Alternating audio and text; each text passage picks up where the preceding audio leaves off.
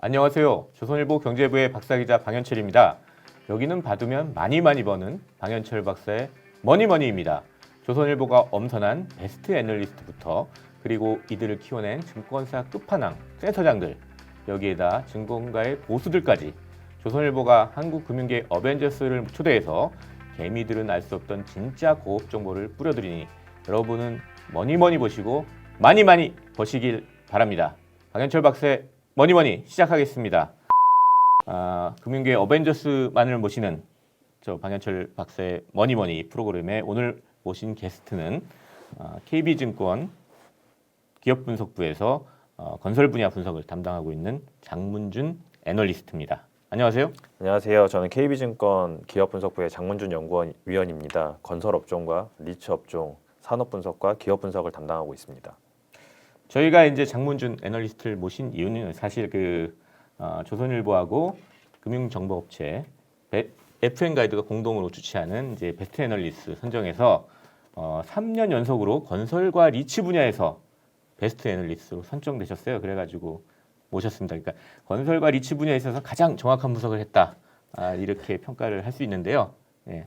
어떻게 해서 이렇게 3년 연속 선정된다 이게 쉽지 않거든요. 어떻게 해서 이렇게 선정되셨다고 생각하십니까?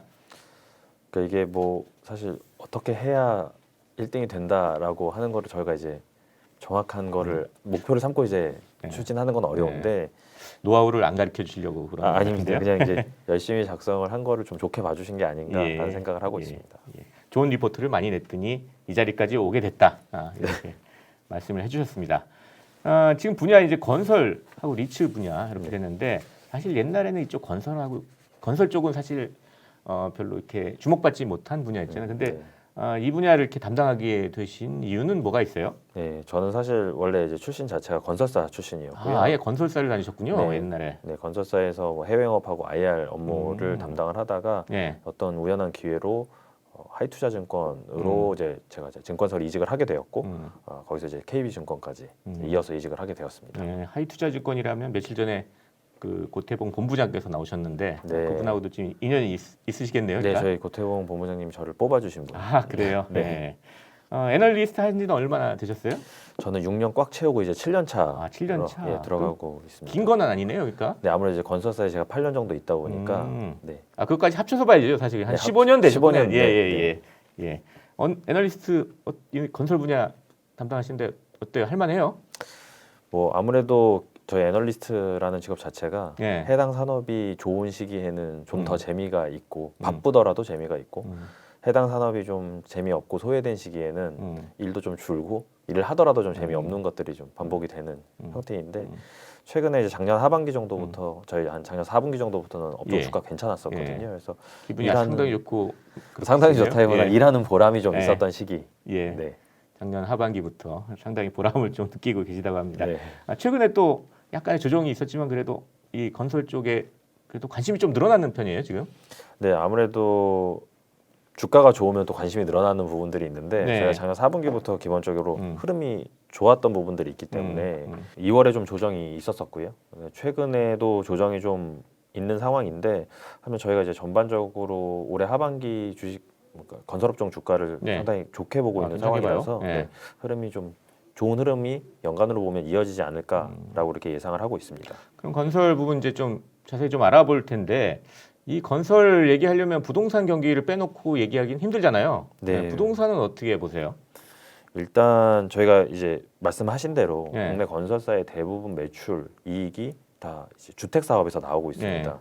뭐 토목 같은 데들도 있기는 하지만 이 부분들은 연간으로 발생시키는 매출이 항상 좀 일정한 경향이 거의 있기 변화가 때문에. 없고 그냥 바닥을 쭉 토목이 깔아주고 거기서 변화를 일으키는 건 주택이 얼마나 이제 사업이 잘 되느냐 여기 있다 이런 주가적인 말씀이군요. 이제 의미는 주택에서 많이 나온다라고 볼 수 있는데 일단 저희는 최근에 나온 리포트를 통해서 지속적으로 말씀을 드리고 있는데 아마 중기적으로 이제 21, 22년도 공급들이 아파트 공급 물량이 늘어나는 구간에 진입할 것이다. 이렇게 지금 예상을 하고 있습니다. 그 공급이 늘어난다 그러면 어느 정도 뭐 좀 이 건설사들한테 좀 좋을 것 같은데 그 얘기는 조금 이따 해보고요. 일단 부동산부터 조금 더 좀 한 템포 더 들어가서 알아보겠습니다. 부동산이라는 게 결국 이 수요 공급 정책 뭐 이렇게 세 가지로 크게 결정되는 것 같은데 현재 부동산 시장은 어떻게 보시는지. 네.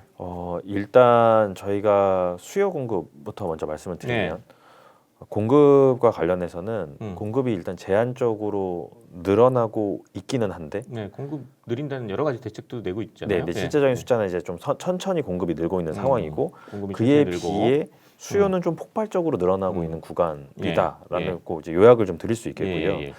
이제 공급이 좀 표면적으로 보이는 숫자에 비해서는 조금 더디게 늘고 있다라고 말씀을 드릴 수가 있거든요. 그러니까 저희가 보이는 숫자에 비해 좀 더디게 늘고 있다라는 거를 차트를 통해서 좀 말씀을 드리려고 하는데요. 차트 한번 보여주실까요? 이 차트를 보시면 이게 이제 전체 분양 세대수 그리고 이제 이 전체 분양 세대수 중에서 일반 분양 세대수의 비중입니다. 그러니까 저희가 이제 조합원 물량을 제외한 비중을 이제 퍼센티지를 말씀을 드리는 건데 무슨 말씀을 드리냐면 15, 16년에 비해서 전체적으로 전체 시장의 규모도 조금 줄은 상태인데 더불어서 일반 분양 세대수 비중이 줄었습니다. 이 얘기는 조합원이 가져가는 물량들이 기본적으로 많기 때문에 저희가 청약 통장을 통해서 일반 고객들이 아파트를 살 수 있는 기회들이 좀 줄은 거거든요. 그러니까 실제적으로 순 공급 자체가 조금 타이트하게 늘어나고 있는 상황이다. 이렇게 요약을 드릴 수 있고요. 그런 상황에서 기본적으로 수요가 너무너무 강하다는 거는 많이 알고 계실 거예요. 왜냐하면 너도 나도 집 살려고 지금 막 그러는 거 같아요. 젊은 사람들부터 시작해서 뭐 맞습니다. 뭐 두 가지 이유인데 첫 번째는 아까 말씀드린 순 공급이 좀 부족한 상황에서 분양가를 전반적으로 조금 규제하는 상황이거든요. 그러니까 주변 시세보다 새 아파트의 가격이 조금 비교적 좀 싸게 만들려고 하는 정책들이 좀 유지가 되다 보니까 새 아파트 가격이 싸니까 분양 수요가 거기 폭발할 수밖에 없죠. 청약에 몰리는 거죠. 그래서 보시면 이 청약 경쟁률 같은 데서 계속 역대급으로 청약 경쟁률이 올라가는 형태가 나오고 있는 거죠. 그래서 수요 공급은 타이트한 공급 속에서 수요는 폭발하고 있는 상황이라고 요약을 드릴 수 있고요. 정책은요? 정책은 뭐 아시지만 비교적 우호적인 상황은 아니었다라고 할 수 있습니다. 공급이나 수요 측면을 전부 다 제어하는 좀 형태가 있었었고 다만 이런 기조들이 좀 변화의 양상에 좀 기로에 서 있는 것이 아닌가. 여러 가지 좀 뉴스들에서 나오고 있어요. 관련 공급 생각을 하고 관련해서요. 있습니다. 공급 정책 관련한 거. 근데 하지만 이게 사실 건설하고 부동산하고는 조금 다르잖아요. 그러니까 일반 투자들이 약간 간과하기 쉬운 건데 뭐 하여튼 부동산은 그렇다고 이제 그렇게 본다고 이제 보고 이 건설과 이제 그 차이가 있으니까 그걸 좀 설명을 해주시죠. 그러니까 일단은 부동산 가격이 오른다고 부동산이니까 저희가 아파트 가격이 오른다고 건설업체가 여기서 누릴 수 있는 것은 많지가 않습니다. 그러니까 저희가 뭐 네, 그렇죠. 뭐 집 많이 지면은 뭐 저기 뭐 수익이 많이 생기는 거 아니에요? 건설사들이? 그러니까 건설사들이 개발 사업을 하는 게 아니라 짓는 역할을 하기 때문에 집만 지어주니까 거기서 얻을 마진은 그렇게 크지 않다. 올라가서 이제 아파트 가격이 오르는 것의 직접적 효과보다는 많이 지어야 되거든요. 그러니까 결국에는 저희가 포인트로 봐야 되는 부분은 아파트 가격의 상승보다는 한 해에 얼마나 많은 아파트를 짓느냐. 근데 거기에 좀 더 포커스를 맞춰서 건설업체 주가를 보려면은 부동산이 얼마 오르나보다는 얼마나 많이 짓느냐 이걸 봐야 된다. 알겠습니다. 좀 전에 그 건설업의 중기적인 공급 증가 사이클이 올 것이다 뭐 이런 말씀하셨는데요. 이게 무슨 말이에요? 그러니까 저희가 일단 기본적으로 2013부터 공급이 조금 회복되기 시작하면서 14, 15, 16년이 상당히 공급이 많은 시기였습니다. 저희가 2015 이번 정권이 출범하기 전까지였네요. 맞습니다. 그래서 2015년이 전국 기준으로 아파트 분양 물량이 52만 정도 기록을 했었거든요. 그 이후에 이제 저희가 2018, 19, 20 이렇게 해서 약간 30만 중반대 정도의 주택 공급이 이루어지고 있는데 저희는 이제 이 숫자들이 21년부터 한 30 후반대, 그다음에 2022년 넘어서 40만 대 이상의 숫자로 올라갈 수 있는 상황이다라고 일단 이렇게 예상을 하고 있고요. 다만 이 상황들이 2014, 16년과 그 이유가 조금 다를 것 같다라고 이제 좀 예상을 하고 있습니다. 왜 늘어나는 거죠, 근데? 아까도 말씀을 드렸지만 기본적으로 수요가 상당, 그러니까 정책은 기본적으로 조금 비우호적인 상황이었지만 수요가 워낙 높은 상태에서 공급은 그동안 정책적인 부분들 때문에 조금 막혀 있었는데 아무래도 시장 논리라는 게 정책보다 더 강할 수 있거든요. 그러니까 공급들이 강한 수요에 매칭이 되는 과정들이 나오는 겁니다. 그러니까 이제 과거에는 개발하지 않았던 땅들, 개발이 안 되었던 땅들을 좀 더 이제 시행사들이나 건설사들이 찾아서 본격적으로 공급하고 있는 양상. 그렇게 보고 그래서 있습니다. 이제 점점 더 이제 공급이 증가하는 사이클이 올 거다. 그러니까 아까 말씀하셨듯이 건설사 주가는 이 부동산 가격보다는 공급이 얼마나 늘어나느냐 이걸 봐야 된다 그러는데 건설사의 주가에는 상당히 도움이 되는 네, 이런 그렇죠. 일이 네네. 벌어질 것이다 이런 말씀이시네요. 그러니까 네. 예. 최근에 그 오세훈 시장이 이제 재개발 규제 완화책을 발표했어요. 네. 그리고 뭐 또 중앙 정부도 자꾸 공급이 비효율적이라고 했지만 공급이 약간씩 이렇게 변하고 있는 정책이 변하고 있는 모습을 보이고 있는데 그다음 이런 부동산 정책의 어떤 건설업종 주가에 미치는 영향은 얼마 정도 될까? 예컨대 전체가 한 100점이다. 그러면 이런 정책이 미치는 효과는 몇 점 정도 된다. 이렇게 말씀하실 수 있어요? 일단은 기본적으로 70점 정도 이상은 정책이 아닐까. 70% 이상이 예, 정책이 아닐까라고 생각하고 있습니다. 왜냐하면 이제 본질적인 내용을 떠나서 기본적으로 정책이 우호적이면 투자자분들도 그게 직관적으로 이해하기가 쉬우시거든요. 그러니까 정책이 좀 비우호적이다 하면 다른 걸 떠나서 아 주가가 조금 부진하겠구나 생각하시는 경향이 있고 네. 정책이 좀 우호적으로 바뀌면 아 이거는 중기적으로 봤을 때 좋은 일들이 많이 일어날 거니 주가들이 좀 더 강하게 움직이는 이제 부분들이 좀 있는데 일단은 그래서 정책이 되게 중요하다라고 생각을 하고 있는 상황이고요. 네. 저희가 이제 아까도 말씀드렸지만 2014, 15년 사이클 때 네. 전반적으로 정부가 정책에 우호적인 상황이었었고 네. 그 과정에서 택지 같은 것들이 순조롭게 공급이 많이 됐습니다. 됐어요. 그때 예. 뭐 김포라든지 김포, 뭐 동탄, 뭐 동탄, 하남 이런 데들 네, 그래서 지금 막 나오는 것들이 이미 그때 이제 택지를 공급한 거예요. 네, 그러니까. 네. 예. 그래서 택지 공급해서 이제 그때 분양들이 우호적인 정책 속에서 분양이 많이 늘어났던 것들을 사람들이 경험적으로 봤었기 때문에 네. 정책적인 부분들이 사실은 저희 어떤 투자자들, 업종이나 투자자들한테 미치는 영향 상당히 크다라고 말씀을 드릴 수 있겠습니다.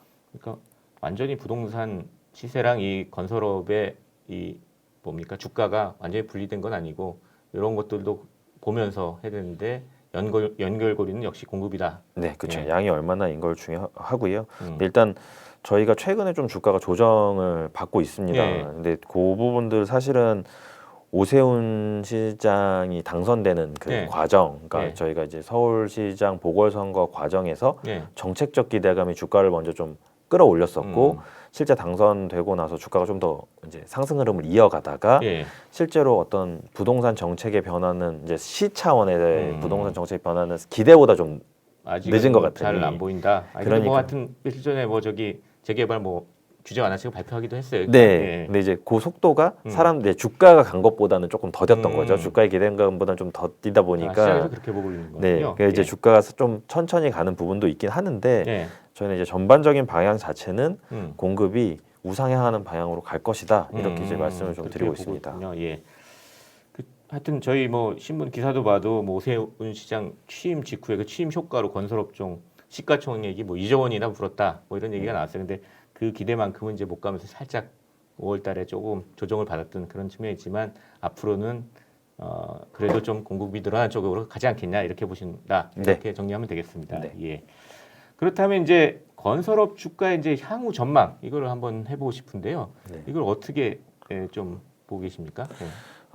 일단 저희가 건설 업종이 작년 4분기 정도부터 주가가 반등을 했습니다. 네, 반등을 하고 있고 처음 시작할 때 말씀하셨죠? 네, 그래서 그리고 이제 올해 1분기의 주가 흐름이 나쁘지 않았고 이제 그게 이제 4월 정도까지 이어졌다 이렇게 말씀을 드릴 수가 있는데요. 네.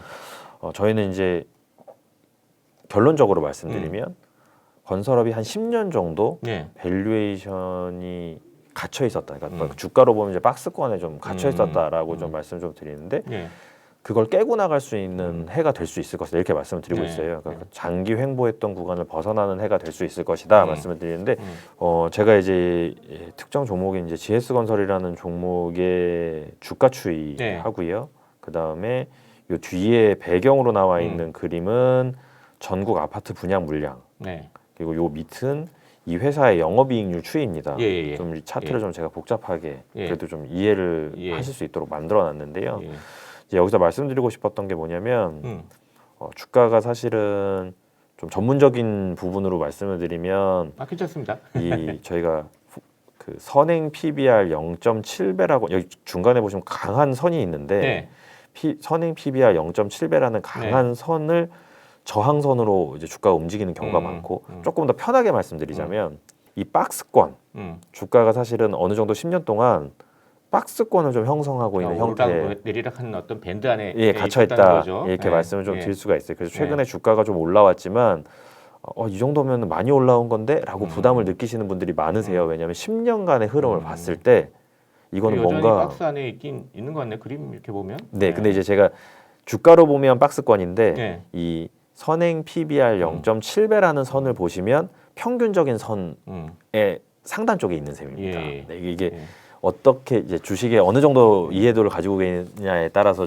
좀 제가 두 가지로 설명을 좀 드렸는데, 근데 이제 구체적으로 드리려는 말씀이 어떤 거냐면 저희가 아까 말씀드릴 때 2014년, 15년이 주택 공급이 상당히 많은 시기였었어요. 보시면 뒤에 이제 주택 공급이 상당히 많은 시기였는데, 근데 주가는 오히려 뒤로 갑니다.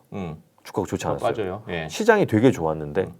그 아까 공급이 늘면 주가 좋다고 그랬는데 근데 왜 그랬냐? 공식에 맞지 않았네요. 보시면 2014, 15년 이 회사의 영업이익이 상당히 부진했어요. 그러니까 중소형 건설사들은 돈을 그때 많이 벌어서 주가도 많이 올라간 시기였는데 지금 뭐 유명한 회사들이 다 그때 돈을 벌었다. 그때 대형 건설사들은 근데 부진했습니다. 왜냐하면 해외에 그때 사업을 많이 할 때라 해외에서 부실들이 손실이 엄청났었잖아요. 큰 대형사들이 주택에서 돈을 벌어서 해외에서 손실을 많이 처리하던 시기였으니까 시장은 좋은데 돈을 못 벌던 시기. 그랬군요. 그래서 주가가 부진했던 시기고 18년도 보시면 이익이 갑자기 급증합니다. 이익이 갑자기 급증. 이제 그동안 부진했던 해외의 부실이 사라지면서 이익이 완전히 회복됐는데 여기에 이제 대북 기대감이 또 그때 물렸습니다. 정권 바뀌고 초기에 2018년 대북 기대감이 정부 초기에 그러면서 주가가 착 솟았다가 사실 그게 유지가 못 되고 18년 후반부터 계속 흘러내리기 시작합니다. 그러니까 이익도 회복되고 뭔가 대북 기대감이 올라오긴 했지만 근원적인 문제가 뭐였냐면 주택 공급 물량이 밑으로 훅 떨어집니다. 그러니까 정권이 변경되면서 주택 공급을 조금 규제하는 정책들이 좀 규제하는 나왔었고 시장은 2015년이랑 전혀 다른 양상이 된 거죠. 분양 물량이 축소된 시기로 갔으니 돈은 벌지만 내가 돈을 벌고 있는 업황이 좋지 않으니 주가가 잘 될 수가 없는 이익과 업황이 동행하지 않는 구간, 이 두 번이 반복된 거죠. 하지만 제가 이제 말씀드리는 부분이 뭐냐면 건설사가 그 18년 이후로 대형 건설사들이 돈을 다 잘 벌고 있습니다. 돈을 다 잘 버는 구간인데 이 분양 물량이 지금부터 만약 올라간다고 하면 10년 만에 처음으로 이익과 업황이 개선이 동반되는 구간에 진입하기 때문에 아마 저희가 장기로 횡보했던 주가가 좀 우상향할 수 있지 않을까라고 박스를 이제 뚫고 나간다. 그렇게 좀 저희 보고 있습니다. 박스 뚫고 몇 년 어느 정도까지 계속 갈 것 같아요? 그러면? 뭐 일단 올해까지는 그런 흐름이 저는 올해는 가고 올해는 충분히 갈 수 있다라고 생각을 하고 있습니다.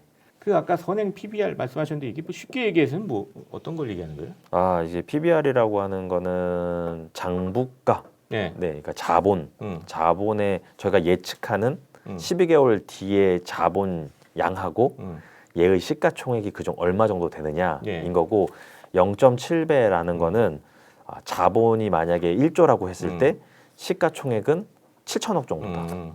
0.7배 수준이다. 이렇게 드릴 수 있습니다. 그러니까 자본보다 더 싸게 거래되고 있다. 좀 평가를 더 적게 받는데 그거를 뚫고 올라가는 거는 점점 평가가 올라간다. 그쵸, 이렇게 보면 되겠네요. 자, 그렇게 하면 이제 왜 지금 10년 동안 이 건설 주가가 이제 그 박스권에 갇혀 있는지 아주 상세하게 잘 설명을 해주셨고요. 이게 왜 지금 와서 뚫고 올라갈 기회가 되는지까지 좀 말씀을 해주셨습니다. 그럼 이제 조금 한 단계 더 들어가서 토픽이라고 그러잖아요. 가장 그 우선적으로 꼽는 건설주는 뭡니까? 그 이유는 뭐고요? 또 저희가 사실 좀 구체적으로 종목을 말씀드리기보다는 좀 기본적인 저희 건설 업종에 대한 뷰가 어떤 거냐면 건설이 오랜만에 10년 만에 리레이팅이 될 수 있는 구간이기 때문에 다시 업종을 그렇기 때문에 특별히 종목의 구분 없이 대형 건설주 위주로 바스켓으로 사자라는 말씀을 드려요. 그러니까 종목을 고르는데 신경을 쓰지 마시고 업종을 전반적으로 통째로 사는 개념으로 접근을 하시자. 건설 업종을 통째로 사자라는 말씀을 좀 드려요. 방법이 뭐 어떤 게 있을까요? 사실 이제 저희가 왜 이 말씀을 좀 드리냐면 산업 사이즈에 비해 기업이 정말 많습니다. 그러니까 보통 이제 철강 같은 만약에 그 산업군으로 본다면 종목이 좀 한정적이거든요. 많이 없죠. 예. 근데 저희는 산업 사이즈 대비해서 어마무시하게 종목이 많아서 실제로 종목 선택하는데 어려움이 좀 있으실 수가 있어요. 그래서 저는 이제 기본적으로 시가총액이 좀 큰 종목들, 그러니까 뭐 이제 예를 들어서 현대건설, GS건설, 대우건설 이런 종목들 좀 접근하기 쉬운 종목들을 기본적으로 추천을 많이 드리는데 이런 방법이 아니라면 바스켓 매수 전략으로 저희가 대용으로 쓸 수 있는 방식이 ETF를 사는 방법이 있을 수 있습니다. 건설 ETF를 살 수 있는 방법이 있는데 다만 이게 투자자분들께서 그냥 막연히 건설 ETF를 사시기 전에 ETF가 일단 기본적으로 구성 종목이 다 나와 있거든요. 그렇죠. 검색을 해보면 주식 묶음이니까 사실 ETF가 이제 보면 간혹 가다가 저희가 생각하는 거는 건설을 사고 싶은데 이 안에 건설 종목이 아닌 것들이 좀 크게 들어가 있는 ETF들도 건설 ETF 그럼 다 건설 삼아 있는 거 아니에요? 네, 저도 왜 분류가 그렇게 되어 있는지는 모르겠는데 보면 건설이 아닌 것들이 들어가 있는 그런 ETF 종목들이 있기 때문에 좀 한번 일단 실제적으로 찾아보시고 그것까지 주위에서 본 다음에 건설 ETF를 사는 게 유망하다. 왜냐하면 어차피 다 오를 거니까 종목을 다 업종을 사라. 큰 종목 위주로 접근하시고 만약에 그게 또 귀찮다 하시면 이제 ETF도 고려해 보실 만하다. 이렇게 말씀을 드리도록 자, 오늘 너무 재밌는 얘기 건설 업종에 대해서 많은 좋은 말씀 해주셨는데요. 건설 업종에 투자하고 싶은 투자자들에게 마지막으로 좀 당부하고 싶은 말씀이 있다면 어떤 게 있으시겠습니까? 일단 아까도 말씀드렸지만 저희는 저 같은 경우에는 건설 업종이 공급이 좀 증가하면서 주가 흐름이 괜찮을 거다라고 이제 말씀을 좀 드리고 있는데, 근데 건설은 정책이 차지하는 비중이 많다라고 말씀을 드렸습니다. 아까 서두에서 리스크 요인이 또 있군요. 만약에 정책이 급변하면서 뭔가 공급 증가에 좀 부정적으로 저희가 생각할 수 있는 정책들이 나왔다 하면 주가 변동이 되게 빠르게 나타날 수 있거든요. 그래서 그런 정책적인 흐름도 체크를 하시면서 투자를 할 필요가 있겠다라고 이렇게 말씀을 좀 드리도록 하겠습니다. 감사합니다.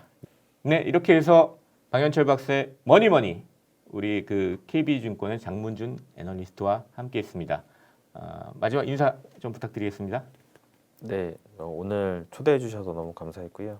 건설업종이 제 예측이나 바람대로 올해 좀 좋은 모습을 보여드렸으면 참 좋겠습니다. 장 애널리스트도 4년 연속 베스트 애널리스트에 선정되시길 기원하겠습니다. 감사합니다. 지금까지 저는 조선일보 경제부의 박사기자 방현철이었고요. 여기는 받으면 많이 버는 방현철 박사의 머니머니입니다. 그럼 다음 시간에 다시 뵙겠습니다. 감사합니다.